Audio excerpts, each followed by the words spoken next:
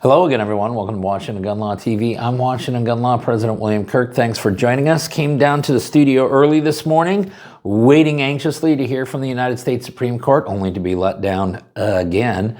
But I think we need a little bit of positive news, a little bit of positive energy to start our work week. Well, as you know, we've had a great debate going on about whether or not we should abolish the ATF or just significantly reform the ATF. I have been leaning towards predicting that we're going to do the latter. That is, we're going to do some significant reforming of the ATF rather than complete abolition of it. Well, it appears that our acting ATF director is hard at work at doing exactly that. And you know he's got to be doing something right because the Democrats are really freaking out. So today, let's spend a few minutes and let's talk about how the dismantling of ATF has begun.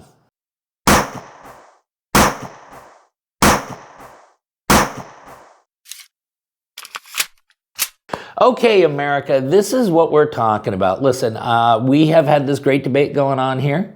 Should the ATF just be completely abolished, or should there be some significant restructuring, neutering, if you would, of the ATF? Well, it appears at the current time that the latter will be the plan of this particular administration, because news broke last week that Acting ATF Director Kash Patel is now going to reassign approximately 1,000 ATF agents into the FBI, primarily to assist with border enforcement and immigration efforts. Now, that constitutes nearly 1/3 of the active agents inside the ATF. So essentially, the ATF director is now going to send approximately 1/3 of his acting agents to another federal law enforcement agency, which primarily right now is tasked with assisting with immigration enforcement.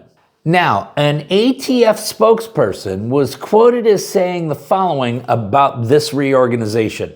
It is important to clarify that this is a temporary reassignment of resources to bolster public safety and combat criminal organizations more effectively. Additionally, ATF routinely initiates surge operations in cities across the country facing significant increase in violent crime. These targeted operations are a proven strategy to disrupt criminal activity, apprehend offenders, and support local law enforcement efforts. So it appears that if we take a look at the official policy statement coming out of the ATF, this is a temporary move that's merely going to assist with some of these surge operations as it relates to immigration enforcement and deportation efforts.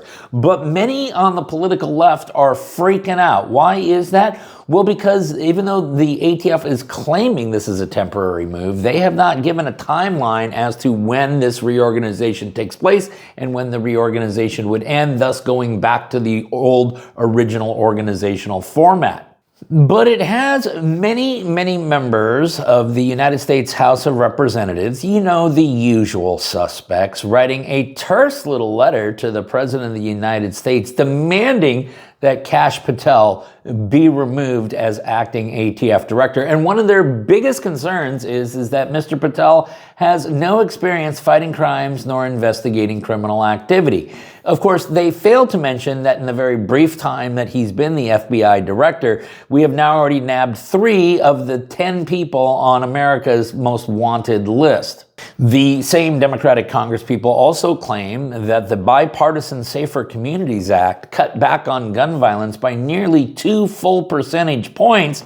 However, they neglected to also point out that upon further review, you will recall that the FBI actually revised its crime data, thus showing that actually there hadn't been a reduction in gun violence crimes. No, in fact, there had been almost a 5% increase since the passage of the Bipartisan Safer Communities Act. So at the end of the day, America, this is at least mildly good news and potentially massively good news. Now, we had told you that we had information from people far deeper into the know than we are, that the efforts of this administration would not be to completely abolish the ATF, a la like what we're seeing with the Department of Education. Rather, it was going to be a significant restructuring, downsizing, and ultimate neutering of several components of this particular agency. And of course, that has those on the civilian disarmament side of the ledger absolutely, completely freaking out. Take, for example, When Attorney General Bondi merely reallocated resources so that the Attorney General's office could more properly assist in the restoration of firearm rights, something which was defunded from a number of years ago, well, the political left just had an absolute conniption fit over it. That's right, for more than 30 years now, many individuals have been absolutely incapable of restoring their firearm rights. Why?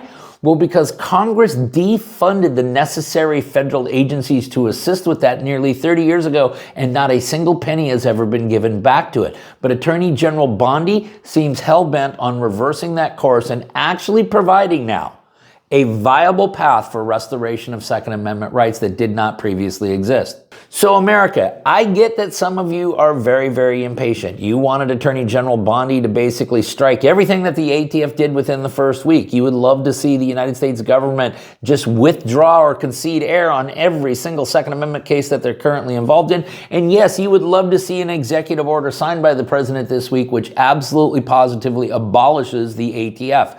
I got news for you. I don't believe any of those are coming. You're going to have to settle for what this administration is willing to do.